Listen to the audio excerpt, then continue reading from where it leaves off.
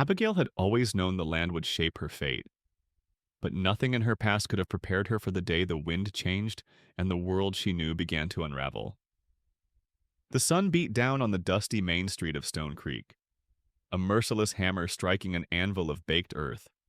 It bleached the color from the wooden storefronts, leaving them the silver gray of old bones, and drew shimmering heat devils up from the ground. For most folks, it was just another Tuesday, a day for mending harnesses or tallying ledgers.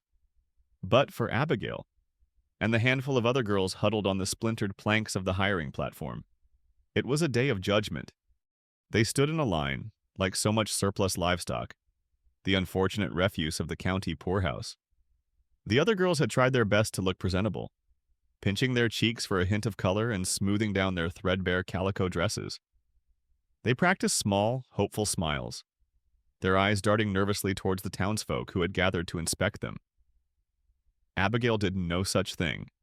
She kept her gaze fixed on the scuffed toes of her worn leather boots, letting a curtain of straight, dark hair fall forward to shield her face. There was no point in pretending to be something she wasn't. The other girls were willows, built to bend and please. Abigail was an oak, sturdy and unyielding, and she knew from a lifetime of scornful glances that the world had little use for an oak when it was looking for a willow. Her shoulders, broad from years of hauling water and scrubbing floors, felt like a curse. Her hands, strong and capable but reddened and calloused, were tucked behind her back, hidden from view. She had tried to scrub away the grime from the poorhouse, but it felt as if the dust had settled deep into her skin, a permanent marker of her station.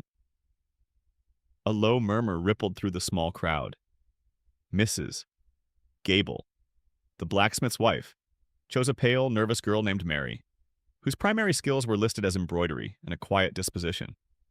The banker's new bride selected a pretty blonde girl to help in the kitchen. One by one, they were called forward, their meager histories read aloud by the town clerk, their futures decided by a nod and the signing of an indenture contract. With each transaction, the knot in Abigail's stomach tightened. She was the last one left, a solitary, silent figure on the empty platform. The clerk, a portly man named Mr. Henderson, cleared his throat, his enthusiasm visibly drained. "And lastly," he announced, his voice flat, "we have Abigail, 19 years of age, strong and accustomed to heavy labor." He let the words hang in the hot, still air. A few snickers broke the stillness. A woman fanned herself and whispered something to her neighbor, their eyes flicking over Abigail's frame with open disdain. She wasn't delicate, she wasn't comely. She wasn't what anyone wanted for their home. "Surely someone has need of a strong back, mister," Henderson prompted, a sheen of sweat on his brow. "For the garden, for the stables." The quiet that answered him was more damning than any insult. It was the silence of utter irrelevance. Abigail felt the heat rise in her cheeks, a familiar, burning shame. She had learned long ago not to cry, not where others could see. The poorhouse had taught her that tears were a currency with no value. All she could do was stand there and endure it, a living monument to being unwanted. She braced herself for the final humiliation, the walk of shame back to the poorhouse wagon, the symbol of her ultimate failure to even be chosen for servitude. It was then that a shadow fell over the proceedings, a presence so immense it seemed to suck the very air from the town square. The murmuring of the crowd ceased, replaced by a tense, collective intake of breath. The townsfolk parted, shuffling backward as if pushed by an unseen force, creating a path from the back of the square to the platform.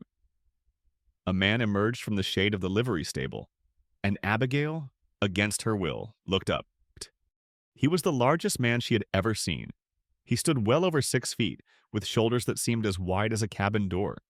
A thick, dark beard covered the lower half of his face, and his eyes, set deep beneath the brim of a worn felt hat, were as sharp and clear as chips of winter ice. He wore no town finery, only practical buckskin and leather that had seen years of hard use. He moved with a slow, deliberate grace that was unnerving in a man his size, his heavy boots raising small puffs of dust with each step. He didn't look at the crowd. He didn't look at the clerk. His gaze passed over the empty platform and settled on Abigail. It was Jedediah Jed Stone, the mountain man, a figure of myth and rumor in Stone Creek. They said he was half wild, that he wrestled bears and spoke to spirits in the high, lonely places of the whispering peaks. They said he had a violent past, that he'd left the army under a dark cloud and hadn't been right in the head since. The town children were scared into obedience with tales of him, and the adults spoke his name in hushed, wary tones. He was a phantom who came down from the mountains only a few times a year for supplies, a brooding, solitary giant who tolerated no fools and suffered no company. He stopped at the foot of the platform, the stillness around him absolute. For a long, breathless moment, his eyes met Abigail's. She saw no pity in them, no kindness, but also no scorn. It was a look of simple, unnerving assessment. Then he spoke, his voice a low rumble that seemed to vibrate in the very planks beneath Abigail's feet. "I'll take her." The words, spoken so plainly, so devoid of hesitation, struck the crowd like a physical blow. "Mister," Henderson gaped, his mouth opening and closing like a fish on a riverbank. "Mr. Stone," he stammered. I don't know. Her contract is for domestic work." Jedediah Stone took another step forward, his shadow engulfing the platform completely. He reached into a leather pouch at his belt and drew out a handful of coins. Not the small pieces of silver that had secured the other girls' contracts, but heavy gold eagles that gleamed in the harsh sunlight. He didn't count them. He simply dropped the heavy pouch onto the clerk's rickety table. The thud echoed in the stifling quiet of the square. "That will cover it," he said. It was not a question. The clerk stared at the pouch as if it were a coiled snake. The sheer value of the gold was staggering, enough to buy a dozen contracts. No one knew what to do. The law was the law, but this was Jedediah Stone. The rules of men seemed to fray and thin around him. Without another word, he turned his gaze back to Abigail. "Come down," he said, his voice quiet but leaving no room for argument. Numbly, as if in a dream. Abigail descended the 3 short steps from the platform. Her legs felt unsteady, her mind a whirlwind of fear and confusion. She kept her head bowed, avoiding the stunned, fearful faces of the townspeople. She was an outcast being claimed by an outcast, a piece of unwanted driftwood being swept into a dark, powerful current. She didn't know if this was a rescue or a different kind of damnation. As she reached the ground, he turned and began walking toward a large wagon hitched near the livery. Expecting her to follow, she did, her small bundle of belongings clutched tightly in her hands, her heart hammering a frantic, terrified rhythm against her ribs. The journey to the Whispering Peaks was made in a profound and unnerving silence. Jedediah Stone handled the reins with an easy competence, his massive form a solid, unmoving wall beside her on the wagon bench. He never looked at her, never spoke a word. Abigail sat rigidly, her hands clasped in her lap, her gaze fixed on the dusty road ahead. The whispers and stares of Stone Creek faded behind them, replaced by the rhythmic clatter of wagon wheels and the steady plodding of the 2 big draft horses. The flat, sun-baked land of the valley slowly gave way to rolling foothills covered in scrub oak and dry grass. The road grew steeper, narrower, winding its way upward into the mountains. The air grew cooler, carrying the clean, sharp scent of pine and damp earth. Sunlight filtered through the growing canopy of trees, dappled the path in shifting patterns of light and shadow. The world became a place of immense, silent trees, of jagged rock faces, and of a vast, intimidating quiet that was broken only by the cry of a distant hawk. It was a world that belonged to Jedediah Stone, and Abigail felt like an intruder, small and utterly insignificant. With every mile that passed, her fear wrestled with a strange, burgeoning sense of unreality.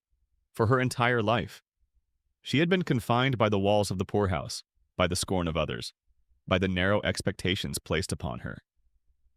Now, she was moving through a landscape so vast and untamed it made her head spin. She stole glances at the man beside her, studying his profile, his face. What she could see of it around the beard was weathered and stern, carved with lines that spoke of hardship and solitude. There was no softness there, but there was a deep, unshakable stillness to him. He was a part of this wild place, as much as the granite cliffs and the ancient pines. What did he want with her? The question beat in her mind like a trapped bird. The rumors about him swirled in her memory tales of madness and violence. Perhaps he needed a drudge, someone to do the work no one else would, in a place no one else dared to live.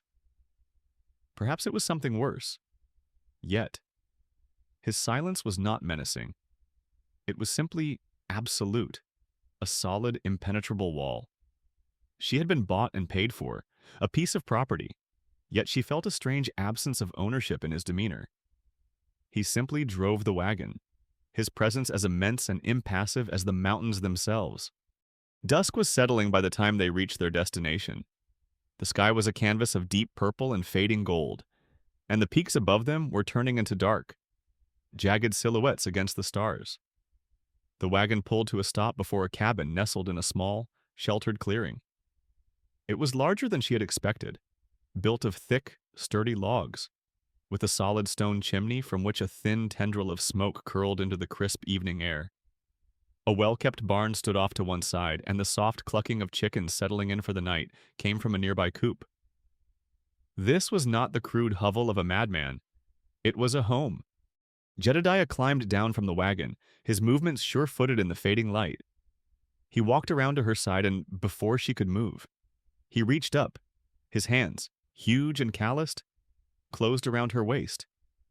For a terrifying second, she flinched, expecting roughness, but his grip was surprisingly steady and gentle. He lifted her down to the ground as easily as if she were a child. He then turned, grabbed her small bundle from the wagon bed, and handed it to her.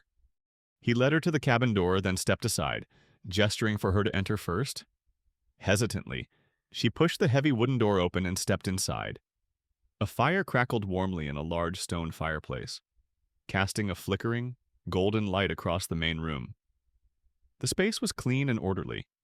A simple, sturdy table and chairs stood in the center.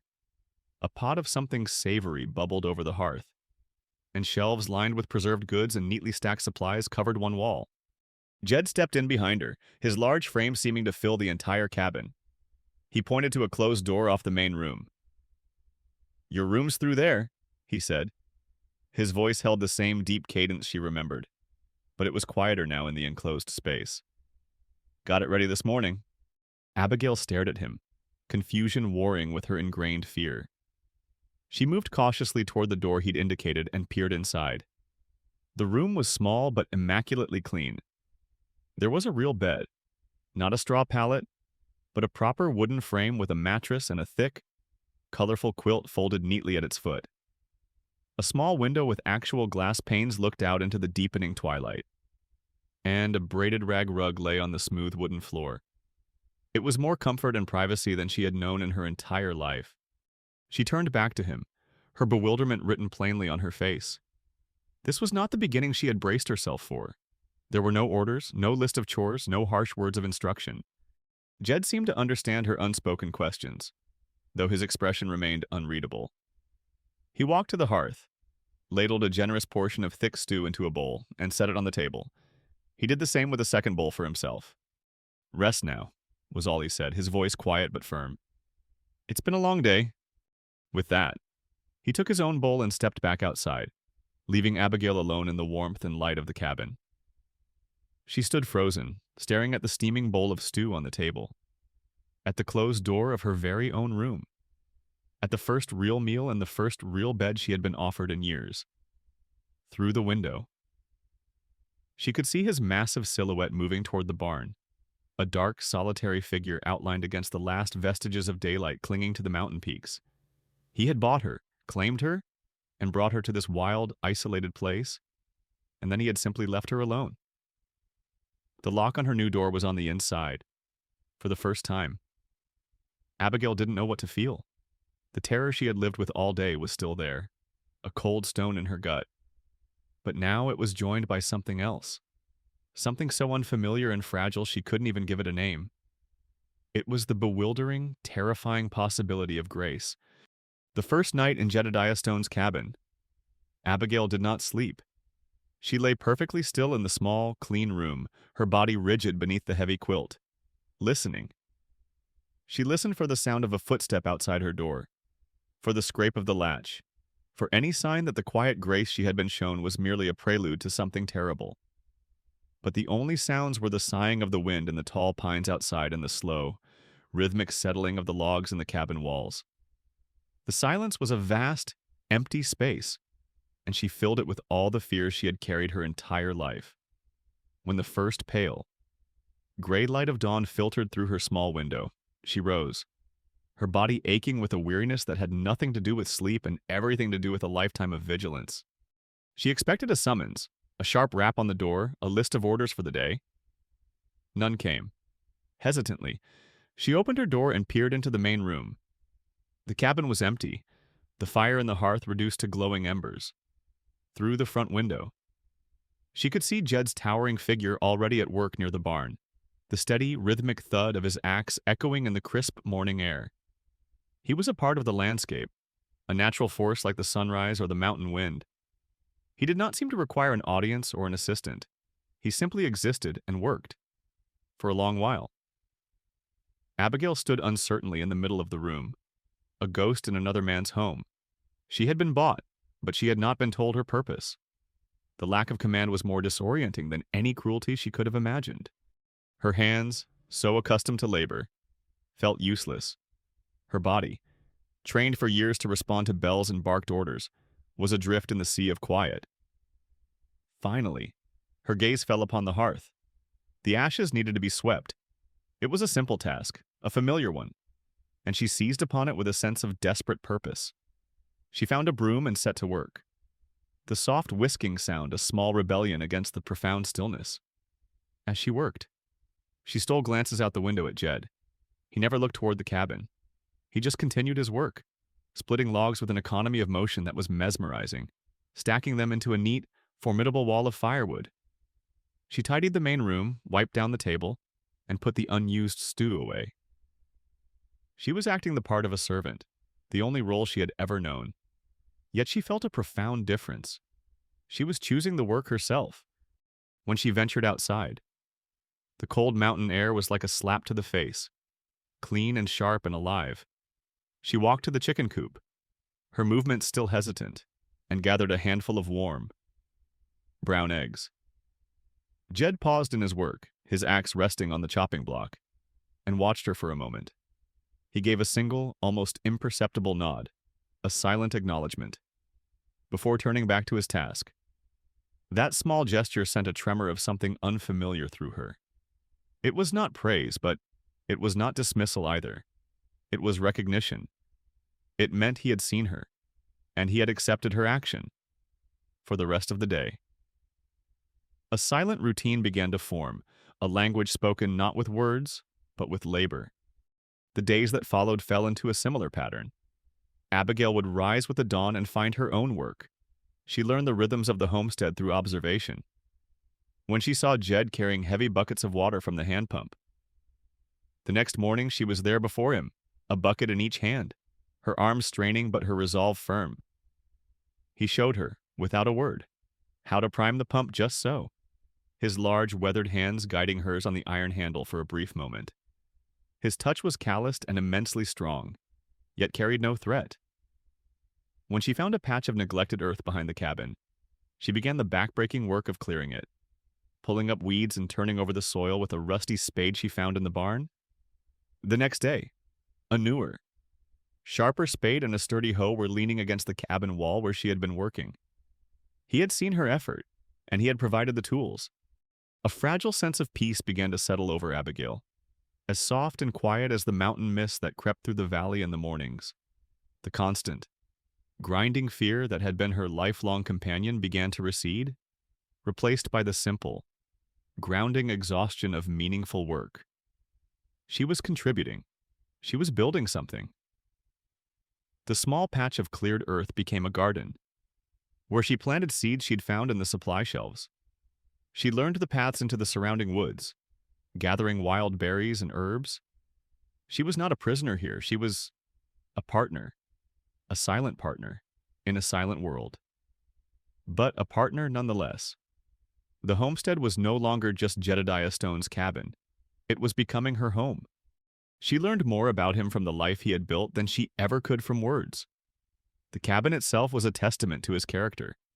Every joint was perfectly fitted, every piece of furniture solid and built to last. The root cellar, hidden beneath a trapdoor in the floor, was a marvel of foresight, stocked with enough preserved food to last through the harshest winter. Nothing was wasted. Everything had its place. This was the work of a man who was methodical, patient, and deeply connected to the cycles of the land. He was not the mad beast of town rumor. He was a man who had deliberately and painstakingly built a fortress of solitude, a world of order and quiet to keep the chaos of the outside world at bay. One evening, as the shadows grew long and the air cooled, they ate their meal together at the table. The silence between them was no longer tense and fearful, but comfortable, like a well-worn blanket. For weeks, questions had been building inside Abigail, pressing against the wall of her quiet deference until she could hold them back no longer. She had to understand. She had to know. As he ate, she watched his hands. They were the hands of a warrior and a builder, scarred and powerful, yet they moved with a surprising gentleness as he mended a piece of leather harness. He was a paradox, a man of immense physical power who lived a life of quiet restraint. The need to understand the contradiction overwhelmed her. That night, long after Jed had retired to his own room, Abigail sat by the dying embers of the fire. The cabin was filled with the soft sounds of the sleeping mountain, but her mind was wide awake. The fragile peace she had found here had given her the courage to look into the abyss of her own past, a place she had long kept locked away. From the small bundle of belongings she had brought with her, she retrieved a small cloth-wrapped parcel. Her hands trembled as she unwrapped it. Inside, nestled in the soft fabric, was a small bracelet, crudely carved from a piece of light-colored wood. It was small enough to fit a toddler's wrist. The wood was worn smooth, its surface polished to a soft sheen, not by any varnish, but by the constant, secret touch of her own fingers over the years. It was her only connection to the piece of her heart she'd been forced to leave behind. Clutching the bracelet, she let the memories she fought so hard to suppress wash over her.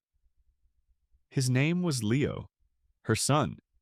He had been born in the darkest corner of the poorhouse, a secret she had guarded with the ferocity of a she-wolf.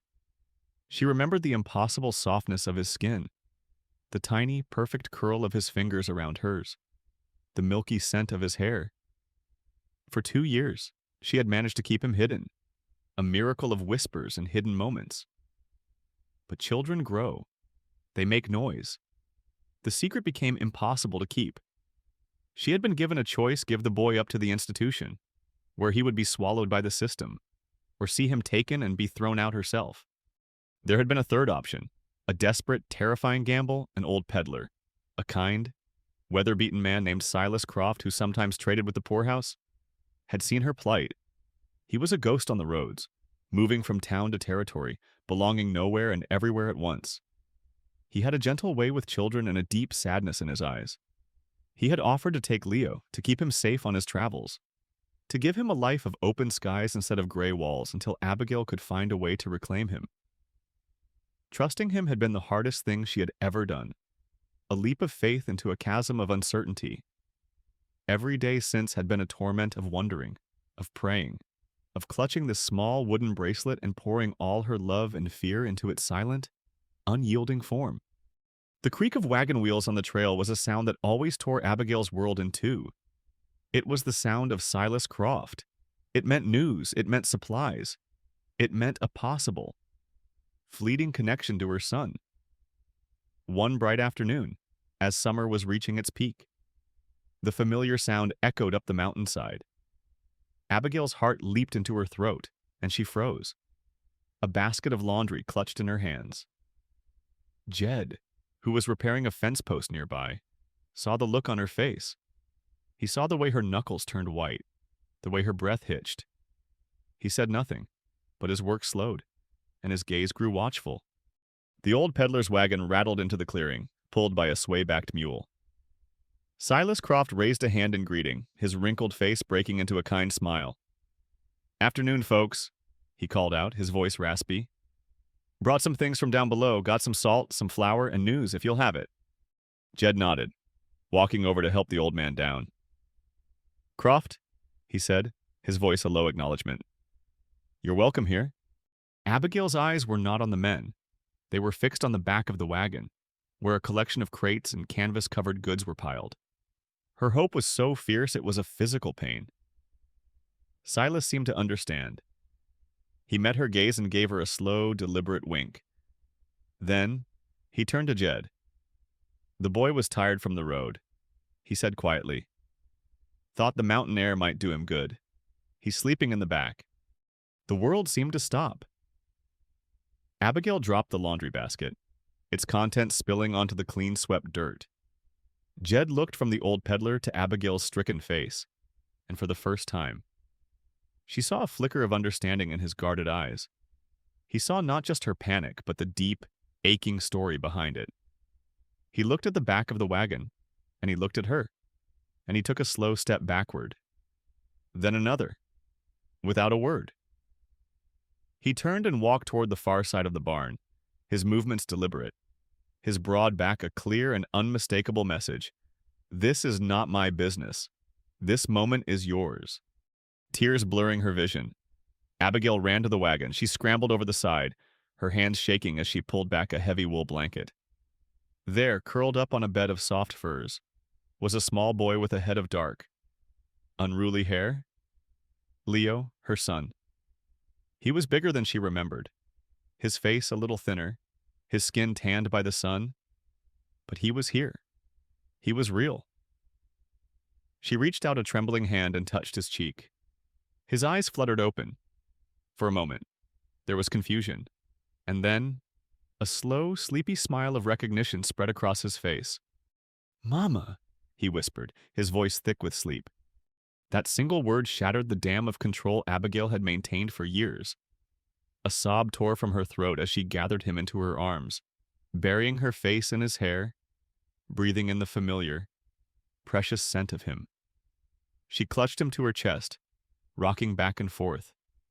The silent, agonizing grief of their separation finally allowed to pour out of her. He was solid and warm in her arms, his small hands patting her back. The missing piece of her soul had been returned, if only for a moment. She looked up and saw Silas Croft standing by the wagon wheel, his old eyes kind, giving her the gift of his quiet patience. Across the yard, Jed was nowhere to be seen.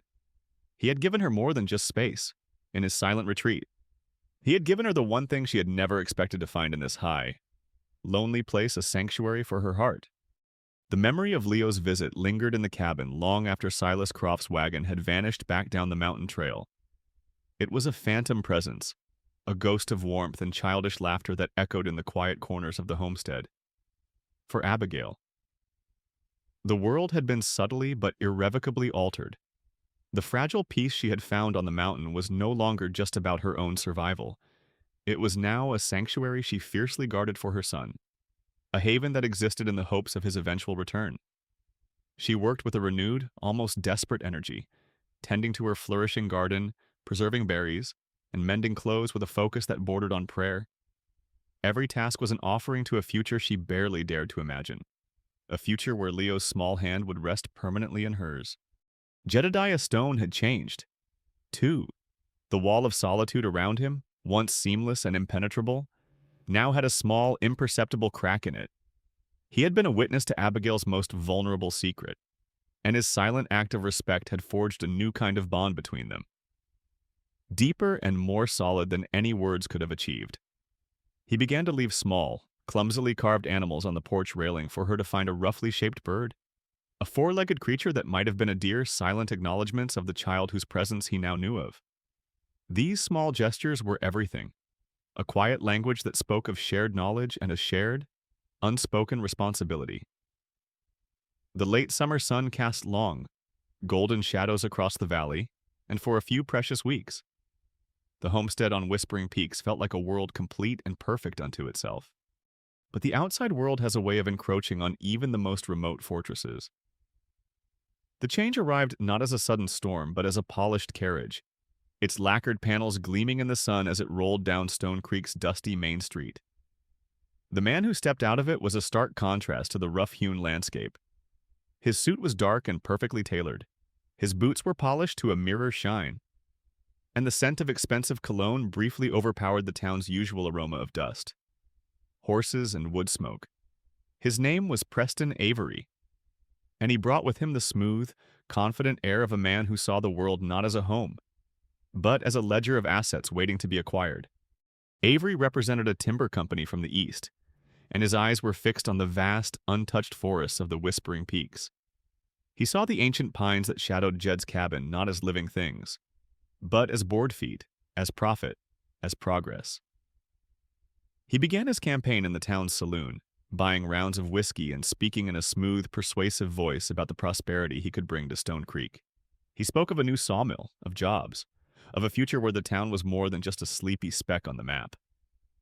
The men listened, their faces hopeful, in a land where survival was a daily struggle. The promise of steady wages was a powerful lure. His initial approach to Jed was one of professional courtesy.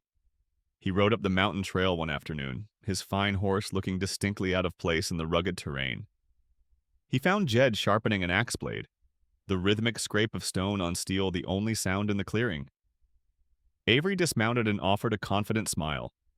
He spoke of the timber company's generous offer, of legal deeds and fair market value. Jed listened in silence, his large hands never ceasing their steady work. When Avery had finished his speech, Jed simply shook his head once, a slow, final gesture, and went back to his sharpening. There was nothing to discuss. The mountain was not for sale. Preston Avery was not a man accustomed to refusal. His smile tightened, and the congenial mask slipped for just a second. He had expected a negotiation, a haggling over price. He had not expected this silent, absolute rejection. He rode back down to Stone Creek, a cold resolve hardening in his eyes.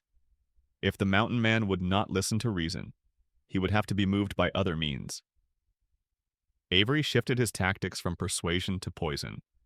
He began to spend more time in the saloon, no longer just a bearer of promises, but a concerned citizen, a listening ear. He gathered the hushed rumors and fearful whispers about Jedediah Stone like a man panning for gold.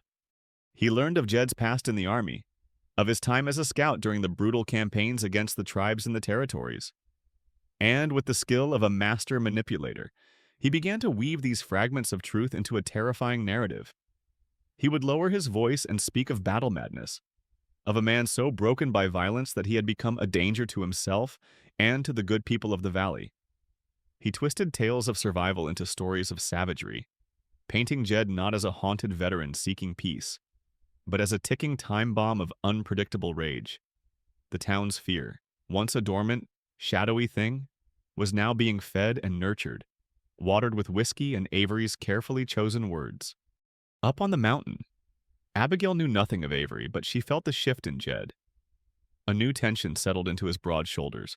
He grew even quieter, if such a thing were possible. The time he spent working became longer, more relentless, as if he were trying to physically exhaust the demons that had been stirred within him. The rhythmic thud of his axe would continue long after dusk, a desperate, angry heartbeat in the encroaching darkness. She would watch him from the cabin window, her own heart aching with a helpless sense of dread. The fragile peace was dissolving, the sanctuary they had built together now under siege from a threat she couldn't even name. The second prong of the assault on their quiet world arrived on foot, a solitary figure walking the dusty road into Stone Creek. It was a woman, her face weary and etched with the lines of a long and difficult journey.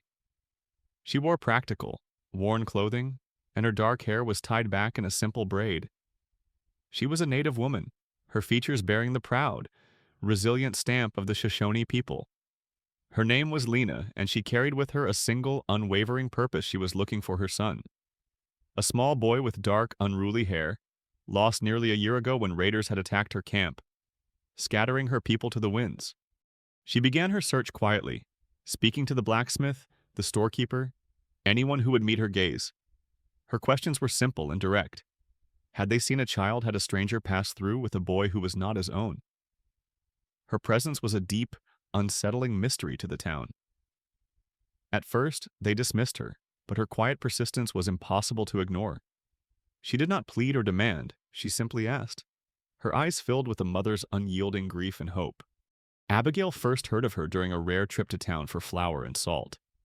As she waited for the storekeeper to measure her goods, she heard two women whispering by the pickle barrel. They spoke of the strange Indian woman, of her relentless questions. They described the child she was seeking. Every word was a hammer blow to Abigail's heart. Dark, unruly hair, about 3 years of age. A small, crescent-shaped scar above his left eye from a tumble into a berry bush. It was Leo. It was her Leo.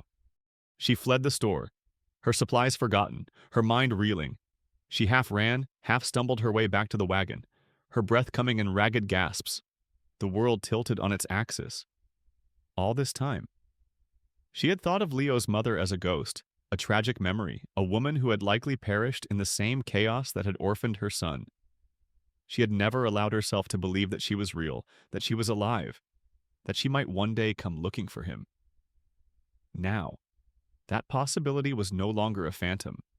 She was here, a real woman with a real claim, a claim that was older and truer than her own. The fear of losing Leo to the world was now eclipsed by the terrifying, heartbreaking fear of losing him to his own mother. The town, already stirred into a state of nervous suspicion by Preston Avery, began to change. The whispers that had once been reserved for Jed now followed Abigail as well.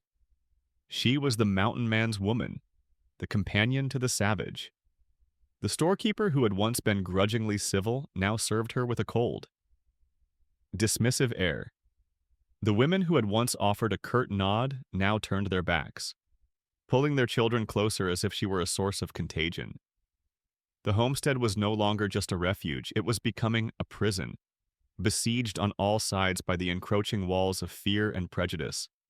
The two threats, Avery's greed and Lena's search, began to converge. Avery, seeing the town's growing hostility, felt emboldened. He decided it was time to escalate his campaign of intimidation. He gathered a small crew of rough men from the saloon, men whose loyalty could be bought with a few gold coins, and gave them a simple task. He didn't want a direct confrontation, not yet. He wanted to apply pressure, to make life on the mountain difficult, to choke the homestead of its lifeblood. One morning, Abigail noticed the creek that ran through their property had dwindled to a mere trickle. It was their only source of fresh water for the garden, for the animals, for the cabin itself. A cold dread settled in her stomach. She told Jed, and she saw a dangerous light flare in his eyes, a stormy darkness she had never seen before. He took a long rifle down from its pegs on the wall, checked its action, and then, to her surprise, he placed it back. Instead, he picked up a heavy woodsman's axe and walked out of the cabin without a word, his strides long and purposeful as he headed up the trail that followed the creek. He found them a half-mile upstream. 4 of Avery's men were working to build a crude dam of rocks and logs, diverting the flow of the water away from Jed's property. They were armed, and they tensed as he approached, their hands moving to the pistols at their belts. They had heard the stories. They were expecting a monster, a wild man who would charge at them with a bloodthirsty yell. Jed stopped about 20 feet away from them. He did not raise his voice.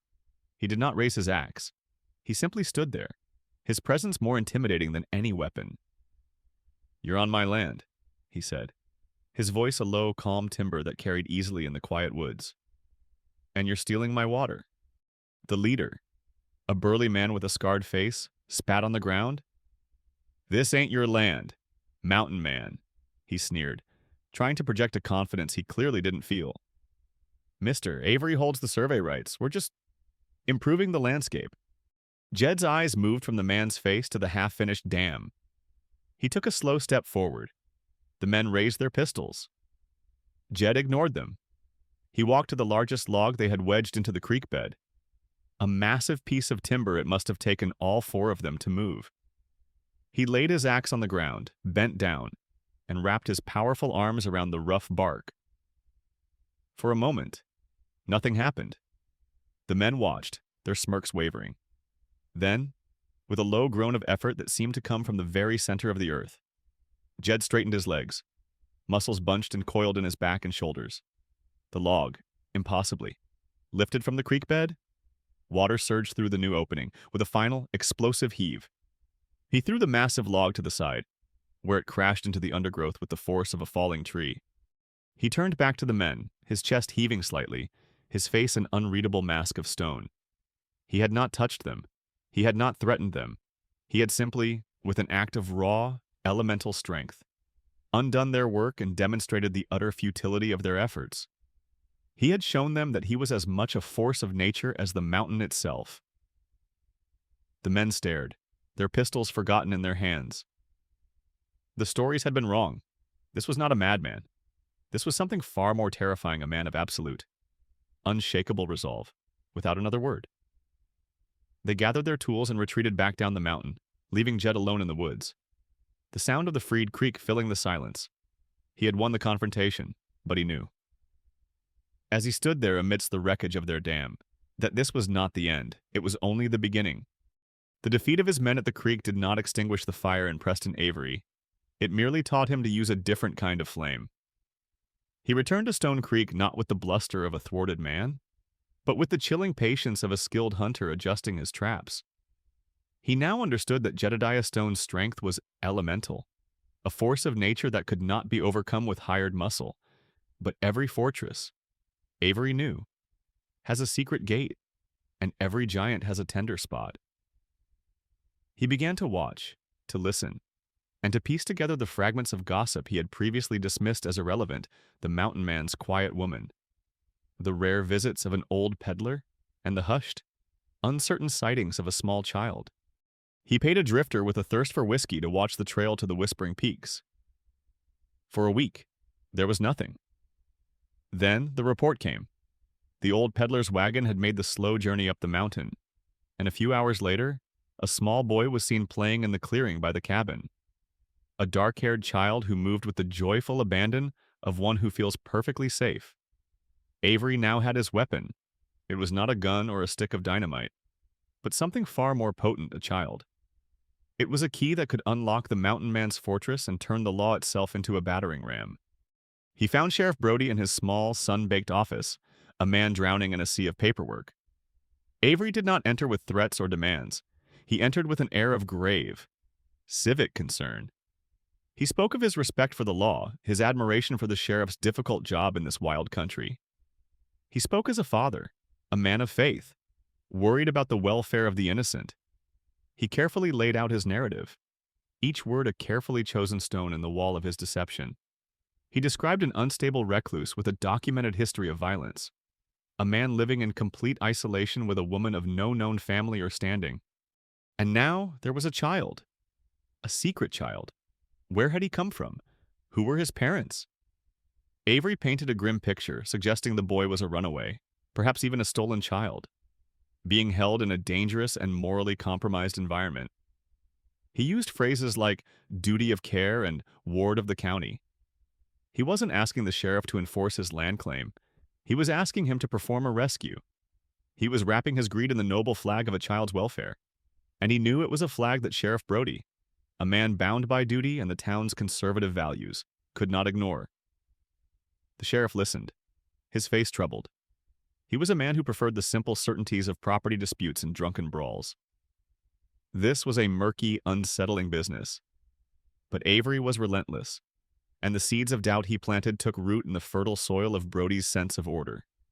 The day the riders came, the air itself felt heavy and expectant, the sky a bruised, hazy blue that promised a storm. Silas Croft's wagon had arrived that morning, and Leo was in the cabin, his happy chatter a stark contrast to the growing unease in Abigail's heart. She could not shake a feeling of imminent dread. She kept the cabin door closed, a futile gesture against a threat she couldn't see. She watched Leo as he lined up the small wooden animals Jed had carved for him, his small face a portrait of innocent concentration, and a fierce, painful love constricted her chest.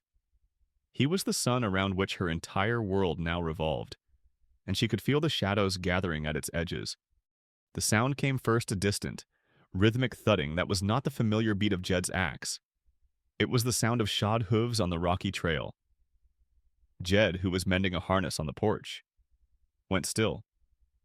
He lifted his head, his gaze turning towards the tree line, his whole body becoming a study in tense stillness.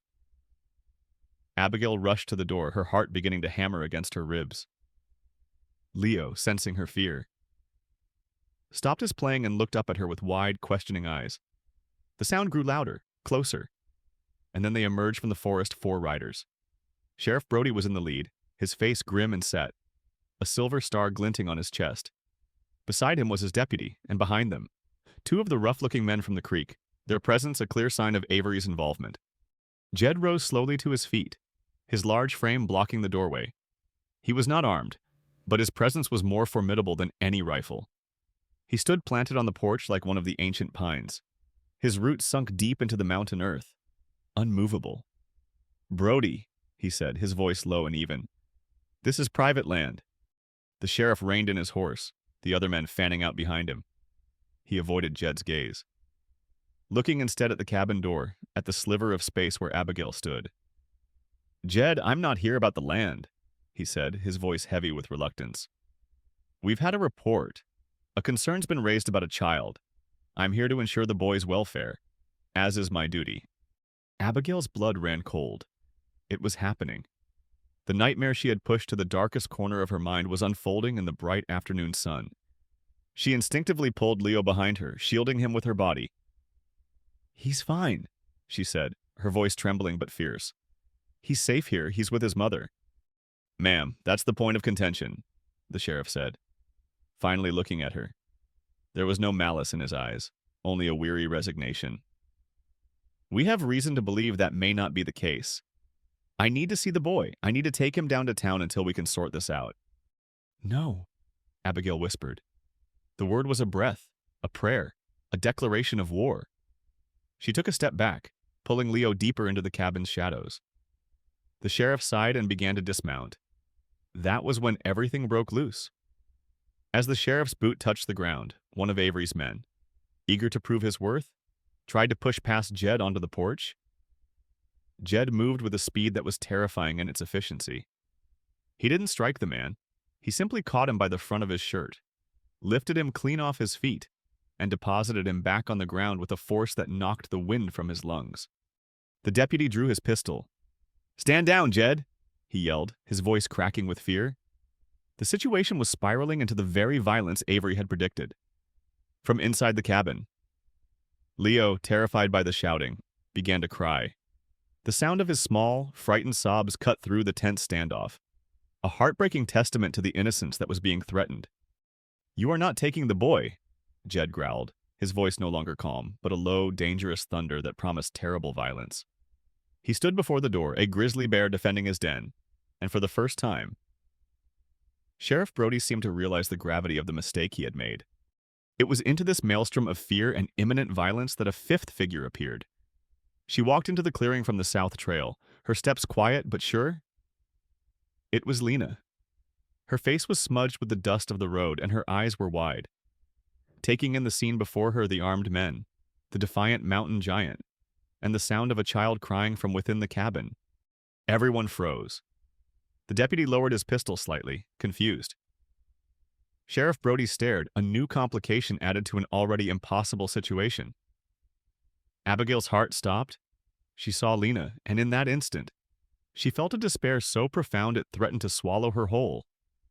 The true mother had arrived, and she had arrived to find her son in the middle of a violent standoff. Being protected by a woman who had kept him from her, she had lost. It was over. Preston Avery, who had been watching from a safe distance within the tree line, saw Lena's arrival as his final victory. He urged his horse forward, a smug, triumphant smile on his face. "Sheriff," he called out, "it seems the situation is more complex than we thought. Here is another claimant. Clearly this child is in dispute, and you must take him into your custody for his own protection." Lena's gaze swept over Avery, her eyes filled with a cold contempt. She ignored him completely. She looked past the sheriff, past Jed, her eyes locking onto the cabin door, drawn by the sound of her son's cries. She took a step forward, and then another. Abigail braced herself, expecting an accusation, a demand, a rightful claim that would tear her world apart. But Lena was not looking at Abigail. She was looking at the scene as a whole. She saw the armed men and their menacing posture. She saw Avery, the well-dressed vulture, waiting to pick over the bones of their family. And she saw the woman in the doorway, her body a shield, her face a mask of terror and fierce, unwavering love for the child behind her. In that moment, Lena did not see a rival. She saw an ally. She saw another mother. She walked forward until she stood in the center of the yard, the focal point of every stare. She turned her back on Avery and faced Sheriff Brody, her posture radiating a dignity that made his silver star seem cheap and tarnished.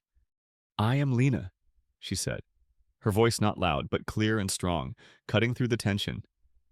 "The boy you are trying to take, he is my son." A murmur went through the men.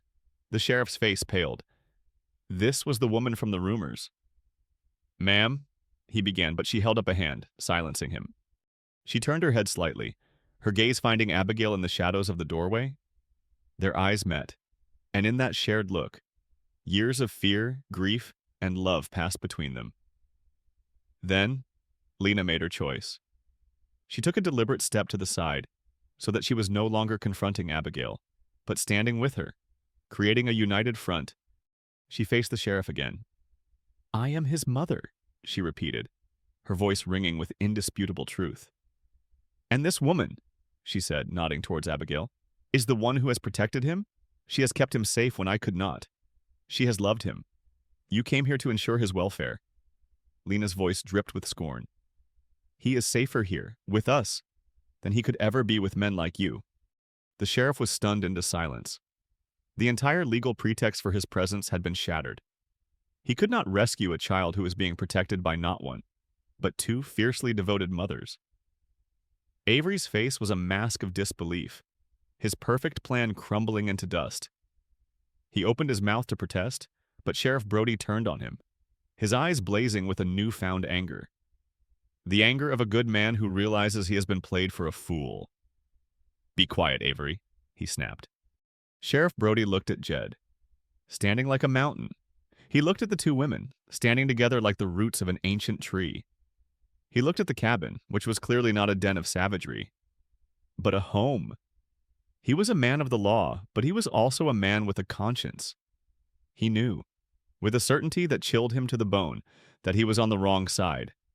He slowly, deliberately, put his hands up in a gesture of peace. "Stand down," he ordered his deputy. He turned to Jed and the women, his voice filled with a weariness that went beyond the day's events.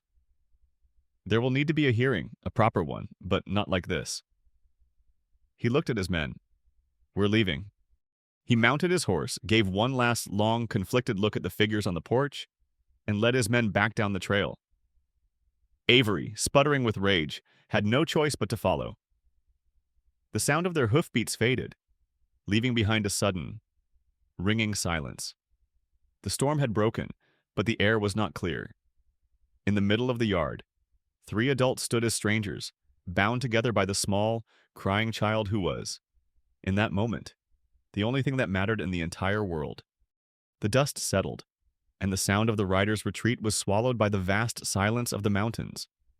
The immediate threat had passed, but it left behind a tense vacuum. In the clearing stood 3 adults, strangers bound by a common love, and a small child whose frightened sobs were the only sound in the world. Leo, overwhelmed, clung to Abigail's leg, his tear-filled eyes fixed on the new, unknown woman who watched him with an aching intensity. Abigail's first instinct, born of a lifetime of guilt, was to let go. With a trembling hand, she gently uncurled Leo's fingers from her dress. It was the hardest thing she had ever done, an act of surrender that felt like tearing a piece from her soul. "Go to her, Leo," she whispered, her voice breaking. "She is your mother." Lena knelt, her movements fluid and graceful. She did not reach for him, but waited, her hands open in a silent offering of patience. She began to speak in the soft, musical cadence of the Shoshone language, the words a gentle stream washing over Leo's fear. He quieted, his sobs subsiding as he listened to the ancient. Familiar sounds? Slowly. He took a step toward her, then another, until he could touch the intricate beadwork on her moccasins. Jedediah, who had stood like a stone sentinel, finally moved. The storm has passed, he said, his voice calm and steady. Let's go inside. That night, after Leo had fallen into an exhausted sleep, the three of them sat around the cabin table. The space between them was charged with years of unspoken loss and desperation. It was Abigail who broke the silence, her voice barely a whisper as she told her story, the shame of the poorhouse, the impossible choice, the desperate gamble of entrusting her son to a kind stranger. When she finished, she looked at Lena with sorrowful resolve. "He is yours," she said, the words tasting like ash. "I will not stand in your way." Lena listened, her gaze never leaving Abigail's face. "When the raiders came," she began, her voice soft but imbued with a strength that seemed to come from the earth itself. "I thought I had lost everything. For a year, I have followed whispers and false hopes, and the belief that he was still in this world was all that kept me alive." She looked towards the bedroom where Leo slept. "You did not steal my son, Abigail. You saved him. You gave him a mother's love when I could not. To tear him away from the only mother he truly knows, that would be a new kind of wound upon his heart. I will not cause my son more pain. We will find a way, a new way." The next morning, Jedediah began his contribution. He took his axe and walked to a level clearing a short distance from the main cabin. He began to work, felling trees with methodical intensity. He was not just building a cabin for Lena, he was building the foundation for their new, impossibly strange family, creating a testament in solid logs that this small patch of mountain was big enough for them all. Down in Stone Creek. The story of the confrontation spread, but it was now a confusing, contradictory tale that mixed the town's fear of Jed with a grudging curiosity. A week later, a fever swept through the valley, laying many children low, including the sheriff's young daughter, Sarah. The doctor was days away, his remedies useless. Sheriff Brody and his wife watched helplessly as their daughter burned with a heat that seemed to consume her from within. News of the town's plight traveled up the mountain with the old peddler, Silas Croft. As Abigail listened, she felt a pull. During her time in solitude, she had learned the secrets of the forest, which roots could soothe a cough, which leaves could break a fever. It was a quiet wisdom she had never had a chance to share. To go back to Stone Creek was an act of courage she didn't know she possessed, but as she gathered her herbs, Lena placed a steadying hand on her arm. "A mother's heart knows no borders," she said softly. "Go, show them the strength of this mountain." When Abigail arrived at Sheriff Brody's house, his wife met her at the door, her face a mask of despair. The old prejudice flickered in her eyes, but the fear for her child overwhelmed all other feelings. Without a word, she let Abigail in. Abigail worked in quiet competence, brewing a bitter tea from willow bark and making a poultice of mullein and pine sap. She sat by the bedside for hours, bathing the girl's forehead with cool water. Sheriff Brody watched from the doorway, a silent, conflicted witness, as the woman he had tried to arrest fought to save his daughter's life. By morning, the crisis had passed. The fever had broken, and Sarah was sleeping peacefully. Abigail slipped out before the family awoke, leaving only a pouch of herbs on the kitchen table. 2 days later, a single rider made his way up the trail. It was Sheriff Brody, alone. He took off his hat, holding it in his hands like a penitent. "My girl is going to be fine," he said to Abigail, his voice rough with emotion. "Thank you, we are in your debt." Then he turned to Jed. "I was wrong," the sheriff said plainly. "I let Avery fill my head with stories. I let fear rule me instead of sense. I came to your home with ill intent, and I am sorry for it." Jedediah Stone looked at the man who represented the world that had rejected him. He saw not an enemy, but someone with the courage to admit his own failings. He gave a slow, deliberate nod. It was a gesture of acceptance, an acknowledgement that the bridge between the mountain and the town, so long broken, was finally beginning to be rebuilt.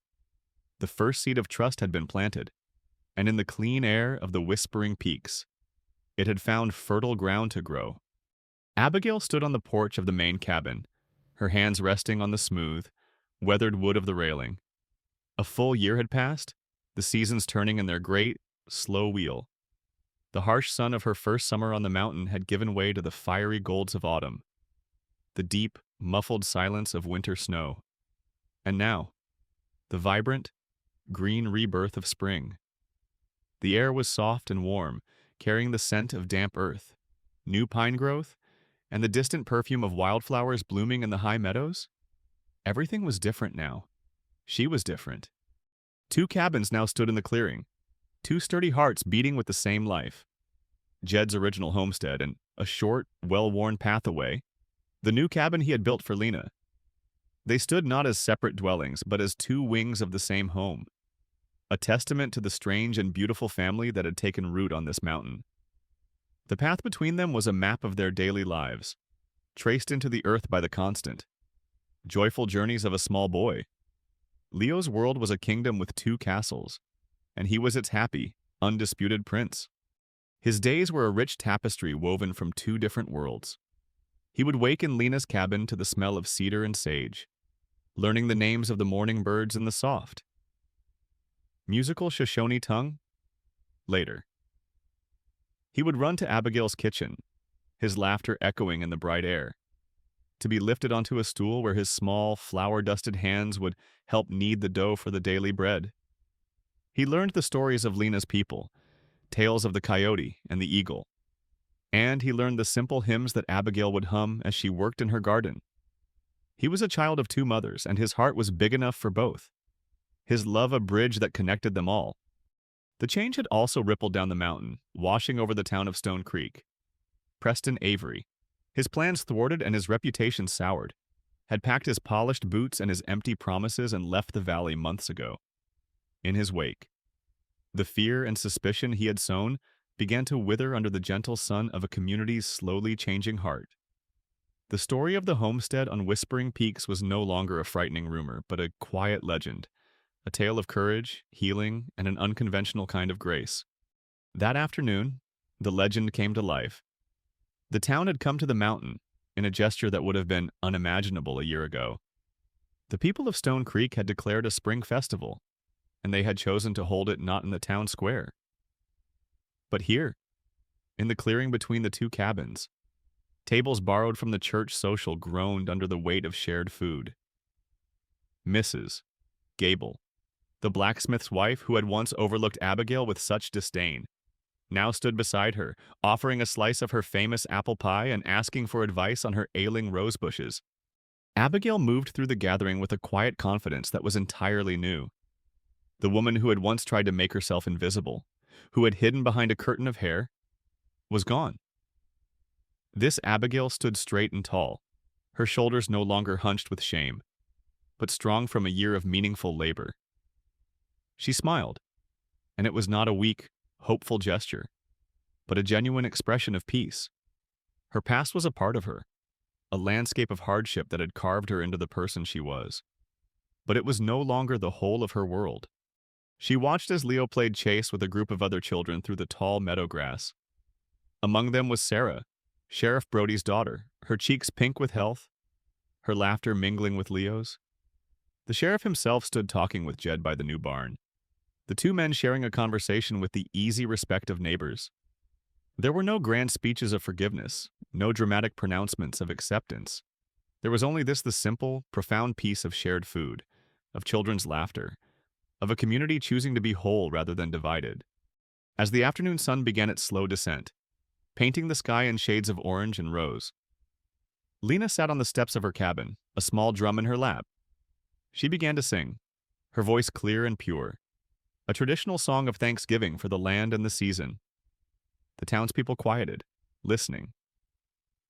The song was in a language they did not understand, but its meaning was universal, a melody of gratitude that settled over the clearing like a warm blanket. Leo, hearing his mother's voice, stopped his playing and ran to her, curling up in her lap, secure in the circle of her song. Later, as the families began to gather their things, their lanterns creating a trail of moving stars as they started the journey back down the mountain, the three adults stood together on the main porch. The air was cool and filled with the scent of wood smoke and the lingering sweetness of pies. They watched the last of their guests disappear into the trees. the sound of their cheerful goodbyes fading into the evening quiet.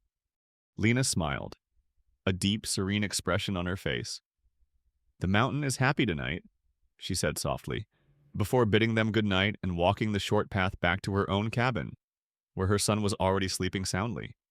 Jed and Abigail were left alone on the porch, standing side by side in the comfortable silence that had become the bedrock of their relationship.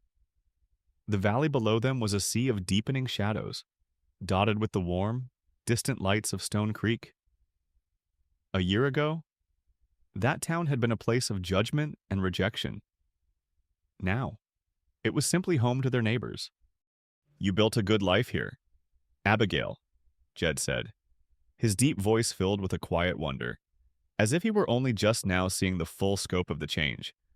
She looked up at him, at this giant of a man who had been her unlikely savior, her silent protector, her steadfast partner. "No, Jed," she corrected him gently. "We built it, together." She reached out and laid her hand on his forearm. It was the first time she had ever initiated such a contact. His arm was as solid and unyielding as the mountain itself. But he did not pull away. He simply turned his own large, weathered hand and covered hers, his fingers gently enclosing her own. They stood like that for a long time, watching as the last sliver of sun dipped below the horizon, leaving the sky awash in the tender, hopeful colors of twilight. The past was a landscape of shadows behind them, and the future was the vast, starlit expanse before them. The long night of their solitude was over. A new day had broken over the mountain, and its light was here to stay,